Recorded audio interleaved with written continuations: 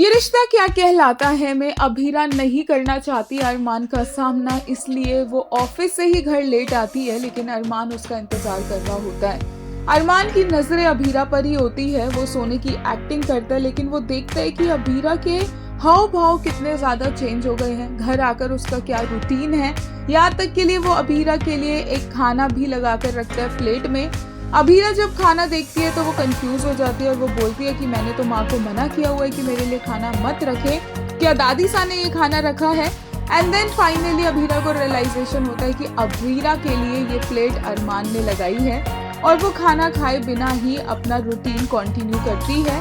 और तो और हम आपको बता दें, अरमान देखेगा कि अभीरा स्लीपिंग पिल्स ले रही है।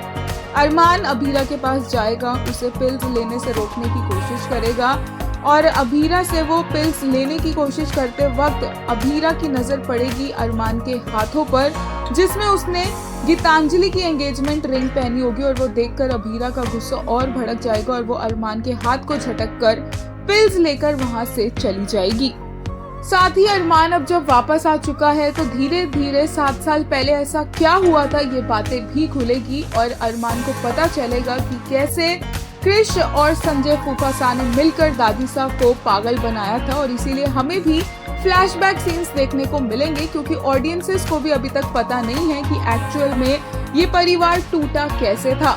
हुआ ये था कि अभीरा उस वक्त काफी ज्यादा दुख दर्द में डूबी हुई थी, पर जैसे तैसे वो हिम्मत जुटाकर फर्म जाती है और फर्म में उसे कुछ ऐसा दिखता है जो बहुत ज्यादा अजीब होता है और उसे रियलाइज होता है कि संजय और क्रिश ने क्या गड़बड़ की है दादी सा को पागल बनाने की।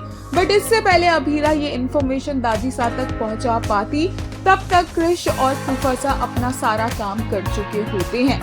ये बातें धीरे धीरे अरमान के सामने खुलती हुई नजर आएगी और obviously the much awaited face of जो होगा अरमान और अंशुमन का, दोनों एक दूसरे के आमने सामने आएंगे। और अब तक जो अभीरा फील कर रही थी गीतांजलि को देखकर, अब वो अरमान भी फील करेगा अंशुमन को देखकर, अंशुमन को उसके परिवार के साथ, उसकी अभीरा के साथ अपना कंफर्टेबल होता हुआ देखकर।